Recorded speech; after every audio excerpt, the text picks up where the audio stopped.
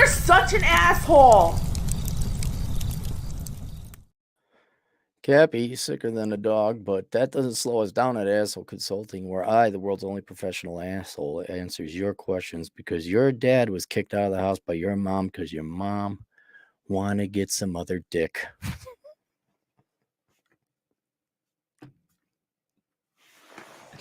Oh, the truth is fun. Oh. We have a question. Okay. Very interesting question. Oh, by the way, this is sponsored by Achieving Financial Excellence. So, link below is a link to my course on Teachable called Achieving Financial Excellence. And most of my courses, finance courses, are obviously about spending less money because that's how you get financially healthy. But this one is, I mean, yeah, it inevitably leads to the conclusion, yeah, you should spend less than you make, but duh. But this one really talks more about the nature of wealth. What is wealth? And what makes you wealthy versus what makes you happy, and they're not the same. And so for my client that I'm answering there, you may want to take a look at that because it's very important that people understand what is money, what is wealth, so that you know exactly what role it should play in your life. You're not a slave to it. Please keep me anonymous. I'm a Canadian 22-year-old male. I believe my problem is unique and the first of its kind on your channel. No, I've actually had a couple other people like this. I actually have. It's not common, but it's not unheard of. There are other people out there that face kind of the same situation you do. While most people have a spending problem, I have a saving problem. I have enough cash in the bank to buy everything I could possibly want and need, including a new laptop, monitor, a new phone, new desk and chair, new mattress, clothes, a used car. If I purchased all the aforementioned things, I would still have enough cash in the bank for a healthy emergency fund. Yeah, but you don't have enough saved up for retirement now, do you? But you're in Canada, so everything's free up there, right? All right. Okay, good. The only thing I really don't have money for is a place of my own or a down payment on my own place. All right, so you have basically your two largest purchases that you got to save up money up for, which is fine. That's everybody has to save up. Some people never pay off their house. Some people never save up enough money for retirement, especially Americans. But you are not the problem I've ran into, or the problem clients I've ran into, is I have $2 million saved up in cash. I have a house bought and paid for. I still can't. I have $2 million in cash that isn't a retirement fund. I still can't part with it and buy myself the foot-long sandwich.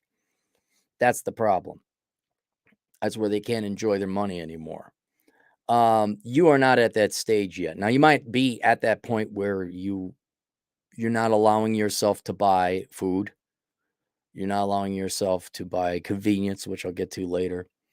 But you still have, it's good to have this frugality. It's good to have this mentality that you have, because you have your two largest purchases, your retirement and housing, should you decide to get housing at some point. So this is not bad. So far, this is good. And I wouldn't even say you got a problem just yet. I have no debt, living home with my mom, who's retired. Her old age government pension and benefits are enough to pay for rent and food, and thus she doesn't charge me any rent.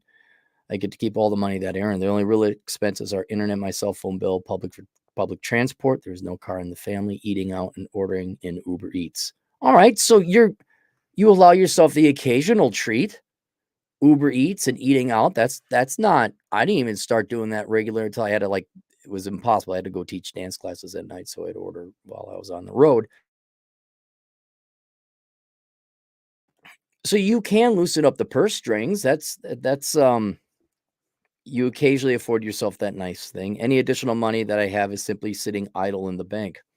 My saving problem is so bad that I experience physiological symptoms at the mere thought of spending money. To give you an idea of just how bad my saving problem is, to further illustrate my pain, I'm using the same sole laptop I've had since 2011.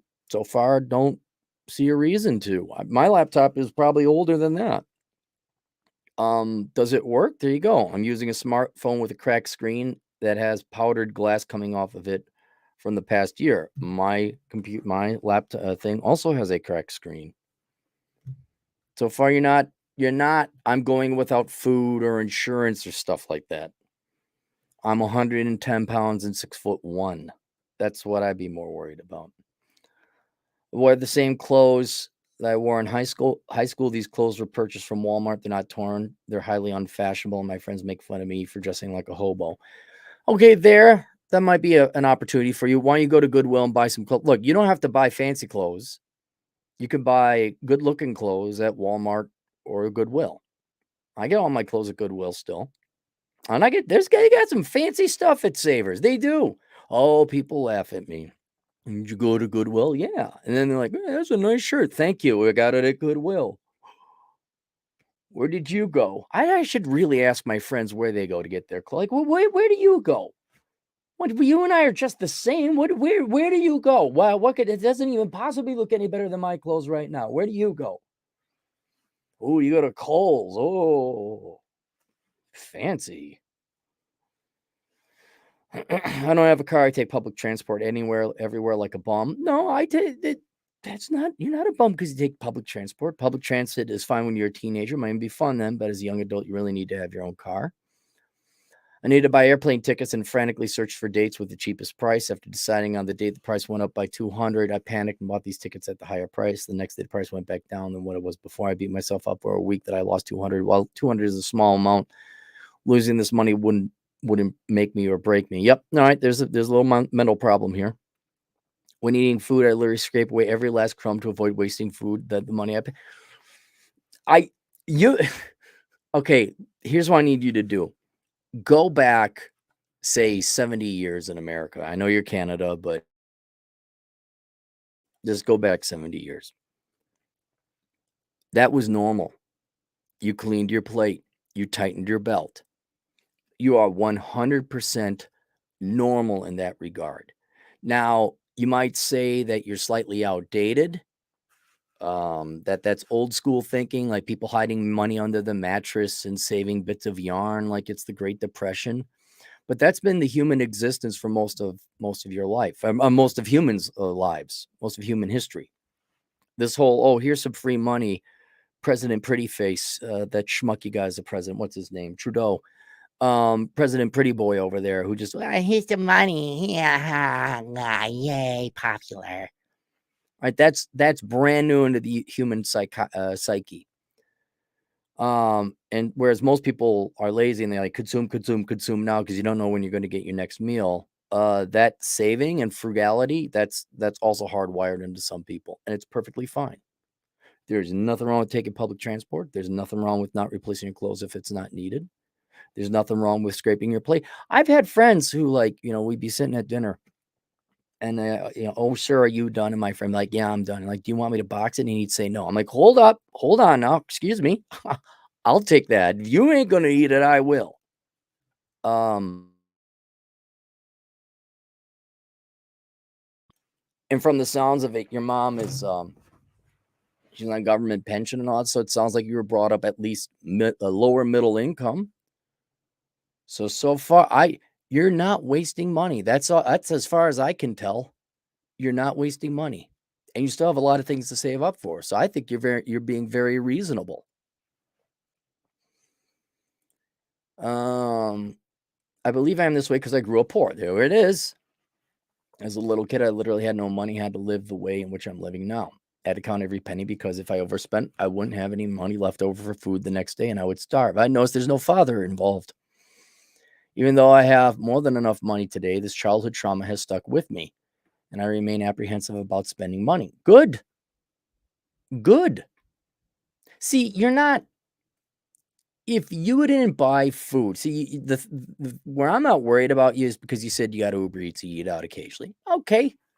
So you're not tripping over a dime, tripping over $1 to pick up a dime is what they say. You're not so cheap that you don't do car repairs and now the car really gets damaged and costs you 10 times as much had you just done the scheduled maintenance in the first place. Like, you don't sound to be the type to skip out on dental work. Like, you should get your teeth cleaned every 6 months or so you don't have to go and get like a surgery down the road later on, which costs you more. That's where you got to worry about people being cheap, not frugal. You're frugal, very frugal, but you're not cheap. You have a laptop or computer that works. You work, you save your money. There's nothing wrong with this. And I would also say that in you doing without, you've come to probably realize more so than anyone your age what's really important in life. Like I remember when I, graduated from college, I had gone without, I thought, oh man, would it be great to buy all these things at the mall? And I never did. And by the time I grabbed, I'm only 22 years old at that time. I'm like, I don't need to buy stuff. Like I was cured of materialism. I didn't need that stuff. I need a fancy car. I didn't need new clothes. And so these are all good things. This is going to serve you very well when you're older too. Perhaps I am this way out of fear that once I start spending money, I'll become reckless and blow through my savings and thus be at risk of starving once again. Realistically, I know that I would never blow any money on high-end luxury goods or go into debt to finance them, but my fear of spending money dominates any logical thought. I don't know. I don't see any irrational thought or illogical thought. There's a little bit of illogical thought where you missed out on that pricing for $200. It was illogical of you to beat yourself up for 2 weeks. You can't predict prices. Sometimes you're going to get a deal, sometimes you're not. That's just that. So don't worry about that. You say, dang it went down. There's nothing you could do about it. Unless you figure out a way to predict price movements, in which case you will be an automatic quadrillionaire because you could just start betting on the stock market if you wanted. That's the only illogical thing you've done so far. Even if I save up more money, I highly doubt that this will fix my problem. If anything, it will just perpetuate my problem. Honestly, I feel like a little kid working hard and spending time on collecting XP points on his video game, only for him to later throw away the game, thus rendering any accumulated XP points worthless. I have money, and yet I choose to make my life more difficult and miserable by living this way. Is it more difficult, though? Is it? I know it's inconvenient taking public transportation, but you're not starving. You have clothes, you have lodging. Sure, maybe you like your own place, but if you're in Canada in that particular town, it's going to be very expensive when you rent. I know you're a huge proponent of minimalism, but surely I must be taking it too far. No, I don't think so. I wouldn't take it any further. I think you're right where you need to be. Maybe erring on the side of caution a little bit. Would you seriously want any student in your minimalism class to live the way I'm living? Well, yeah, kind of, yes. My overarching question is that I want you to answer is, how do I overcome my fear of spending money? Well, first, you do spend your money. You keep yourself alive for food, clothing, and shelter. All right. And you don't pay rent, so that's fine. So what I would do though is I would understand what the point and purpose of money is. The point and purpose of money is to enhance and maintain your life. That's it. The two things: one, to enhance and maintain it, meaning make it go as long as possible. So eat, go see the doctor, go see the dentist, extend your life as much as possible, eat good, healthy food, get a gym membership, that kind of thing. And then enhance, meaning make it as enjoyable as possible. Now, that doesn't mean you go and piss it all away on sushi every night and caviar or anything like that, but more so as it pertains to making your life easier, not materialism. Right? And here's what I would like you to focus on and just try as an experiment. And then, but try it as an experiment, but then also view this as a philosophy like, oh, I see what you're saying. So I don't buy things. I don't really have a lot of things. Yes, I had to furnish my house. Yes, I had to buy like these panels. All right. These are all things that I have to do to have a recording studio and things like that. But now the house is done, everything's finished. And what I spend my money on, aside from things like a mortgage or utilities or gas, the number one frivolous thing I spend my money on is convenience. So, for example, let's say I know on the west side of town, opposite side from where I am, I can go to, I don't know, it's actually switched around now that I think about it. On the other side of town, there is the soda water is cheaper at the grocery store over there. It's half the price. But I'm on the east side of town. And here at the gas station, it's twice the price. I will buy it at the gas station at twice the price so I don't have to drive to the other side of town. Now, is that extra $3 or whatever, is that going to bankrupt me? No. But what I've gotten to at this point in time is that my time is more valuable than the money right now, within reason, within reason. And it is not worth 30 minutes round trip for me to drive to the other side of Rapid City to come back to save myself $3. Right. And for instance, in your particular case, I don't know whether you could own a car or not, but maybe that's something you should consider. Would a car make things more convenient? You're in Canada, it gets cold. That'd be my main reason to look at getting a car, because it gets cold. Why don't you get a car? Why it doesn't have to be a fancy one, but just a good used one. But why don't you think about getting a car? And it's not an egregious thing if it affords a nice convenience, if it affords you time. Because, for example, let me show you where you might trip over a dollar to pick up a dime. Let's say you take the bus, right? All right, and you got a full-time job. I didn't ask you. Let's say you got this full-time job, you got to go into the office. And you're not paid a salary. You're paid only if you show up into the office. You go on the bus. We know who else is on the bus? A lot of other people, typically poorer people. Poor people probably don't afford health care or take care of themselves as much. So then one of the kids is sick, they're cold, you get bronchitis, right? Well, now, because you were too cheap to buy a car, you're out of work for 3 weeks.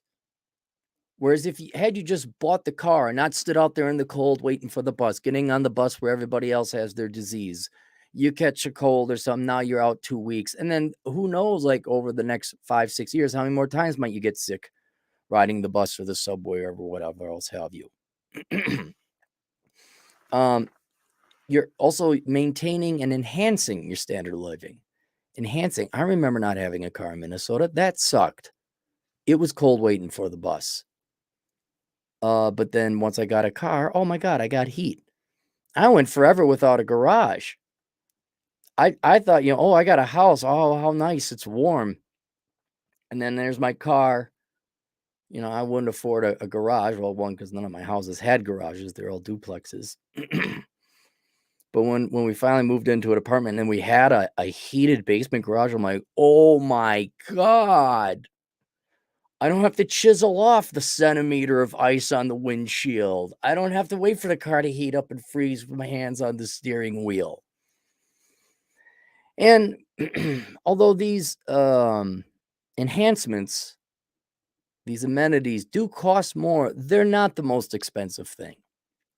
They really aren't. A car, that's probably the most expensive thing you're going to get. It's not going to be a nice car. It's just going to be a normal car. But, maybe you drop the money on a heated garage. That's an extra $100 a month. So what? All right, go work a little bit extra then.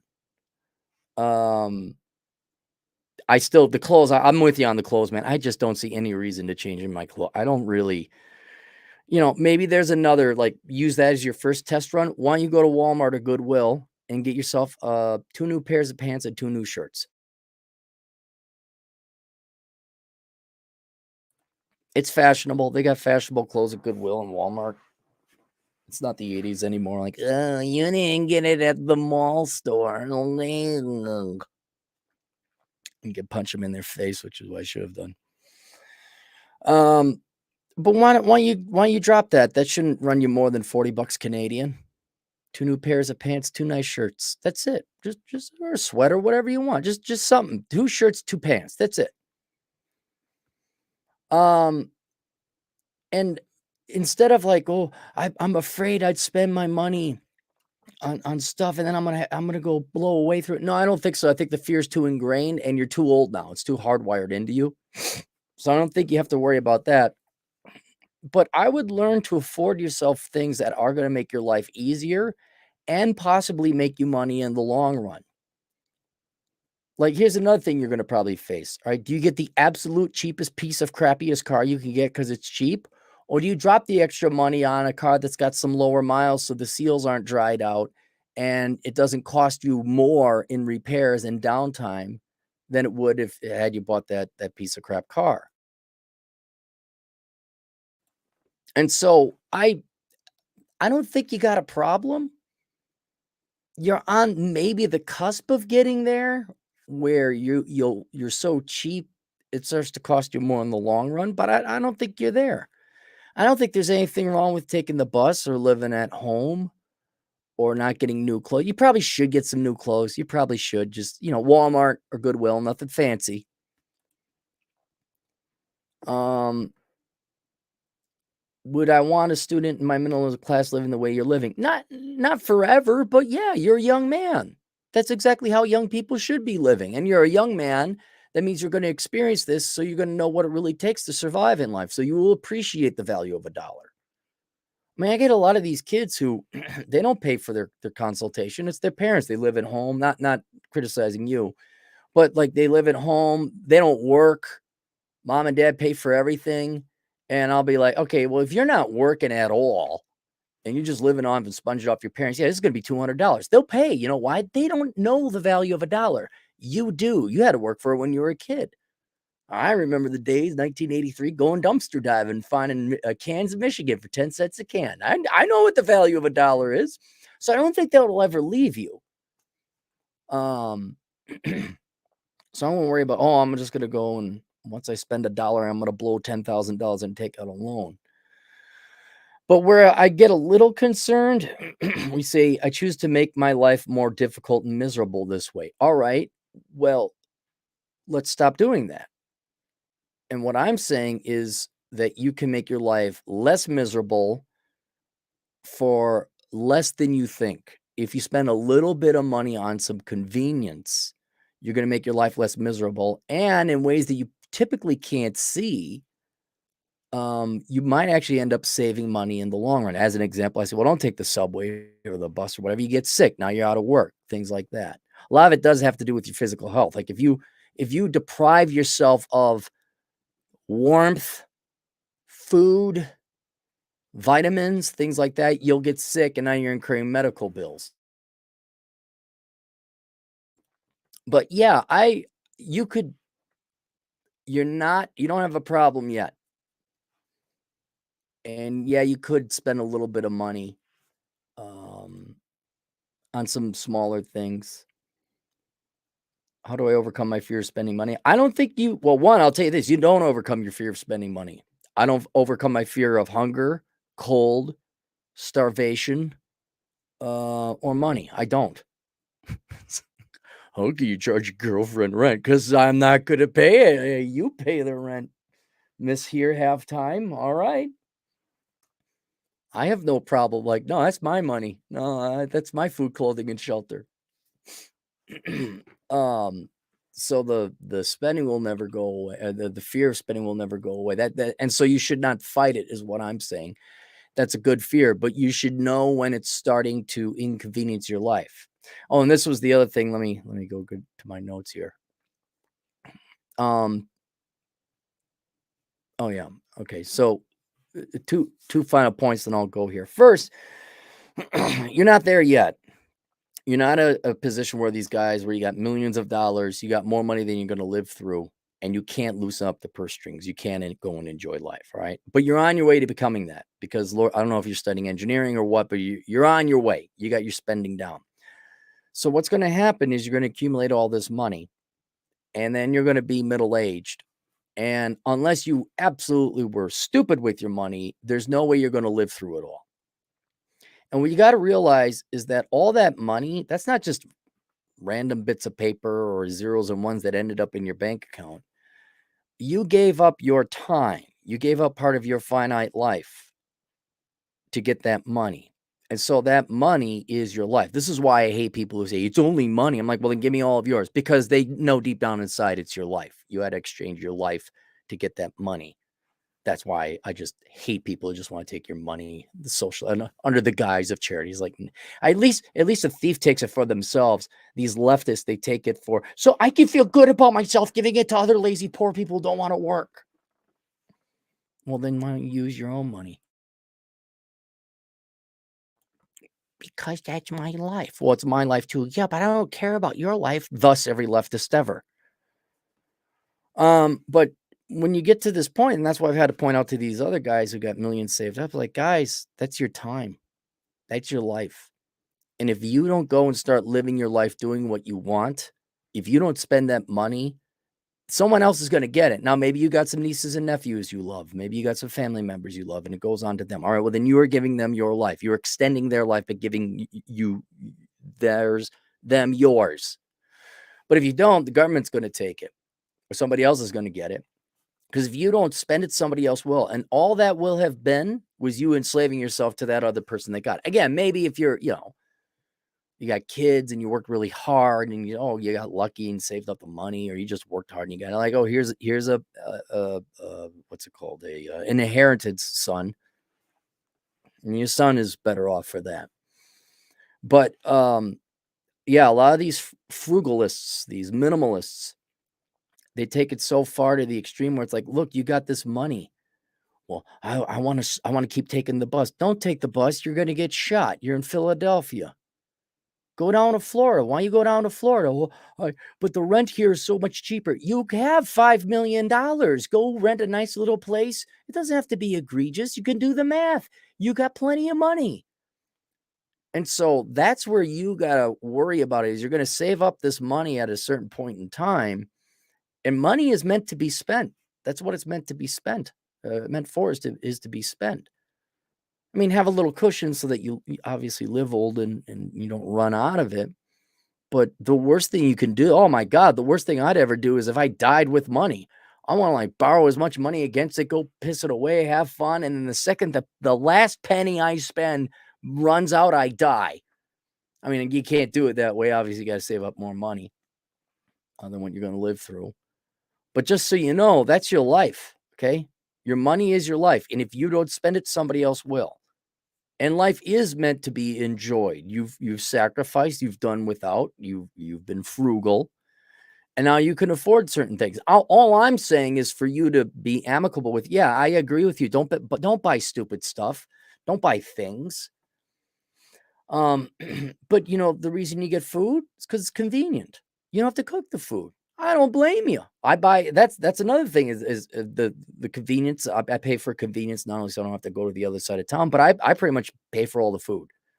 Like buy all my food because I don't want to cook it. It's a convenience. It saves me time. It saves me the frustration and hassle and doing the dishes. Could I make my own food at home? Yes. Will it come out as good? No. Because there's nothing, you can put salt and sugar on food. There's nothing better than I didn't cook it spice. That makes all the food so tasty. When you don't cook it, it makes it taste so much better. So yeah, understand that you're essentially enslaving yourself to whoever gets your money after you die. And then just like anything else,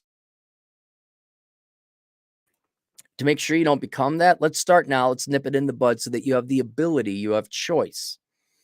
You could spend a little bit if you want. And like I said, anything else, it just takes habit, matter of practice. You got to get into the habit of spending, which is a bad habit, but let's take it rarely. Let's do it so that like maybe once a month you take yourself to a treat. So let's say this month you go buy yourself some new clothes, just two pants, 2 shirts. Just try that. All right.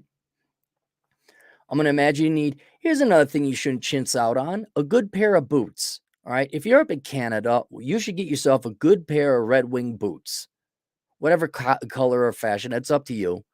I would look at Red Wing boots. And the reason why, same climate, is you're hiking through the slush all the time. Perfect example. You probably got some wimpy ass shoes with no tread on them. All right. You slip, you break your knee. Now you got a hospital. Now you're out of work. But if you spent, like, say, even $200 on a good pair of Red Wing boots, all right, now you got grip. Now you're not falling. Now you're escorting your mom. Your mom falls. You grab her. Now your mom's not at the hospital anymore. You got it because you were stable. So there's that. And then also, I don't know, but if you don't have money saved up, usually by that age, you're like, yeah, I'm sitting on like 70,000 cash. All right, well, now you're starting to look at buying a house or something. But maybe get yourself another job. Then you save up even more money. Because it takes time to spend money. You're not taking that time. So I guess you got a surplus of money. But why don't you go work another job? Go buy yourself something at Goodwill. Go get yourself a pair of Red Wing boots. And the next month, I mean. And then the month after that, Why don't you start shopping around for a car? I don't know what your budget is if you can afford one, but why don't you look into that? I'm trying to think of I'm really trying to think of some that you could spend your money on, like, and then month 3 you do this, but I don't. I'm kind of there with you where it's like, well, you're just spending money for the sake of spending money, but there should be some that pops up. Um, for example, is there the coffee maker? Is it broken at your home? Get a new coffee maker so your mom can make coffee. Something convenient. Something. Don't get a new laptop. You use the current laptop for what it is. But there will be something that happens. Things wear down. Things break down. Like, oh, we really ought to get a new this, and it will make our lives easier. And you tell me if that modicum of money you spend doesn't drastically improve your standards of living. And I think forcing that, try and do it 6 months in a row. And maybe an expense doesn't come up on the 5th month. I don't know, but there should usually be some once a month comes up where it's like, okay, this should be a convenience. I should afford this convenience and do so. But otherwise, no, man, I think you're right. You came from poverty. You're very good with your money. Um, and as long as you're affording food and going to the doctor and all that, I see nothing wrong with it. I see no, and if you're still scared that you will never part with a dollar, well, take the opportunity to part with a dollar. No, heck, you know what? Why don't you buy your mom some flowers? Those are pointless and stupid. There's no reason for those. They just die 3 days later. I'm not saying getting the $100 bundle, but, go to the grocery store, get her a $10, $20 thing. Just get it for your mom on one of those months. You gotta get your mom flowers, and just okay. I saw see, but even then, that won't make your life more convenient. Look for the conveniences. Look for the affordable conveniences and see if you can't spend your money on that. And that's what I would do. All right, let's go to the super chats. If we have any here.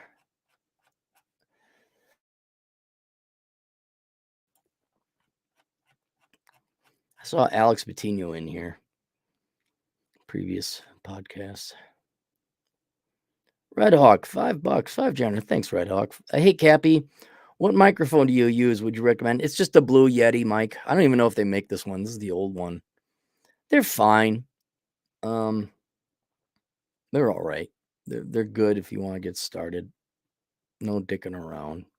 I'd get the Yeti Nano. It's kind of more modern and smaller.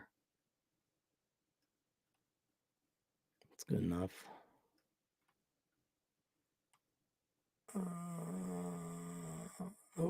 Let's get this one out of here. Boom. That it? There we go. All right. See you guys later. Toodles.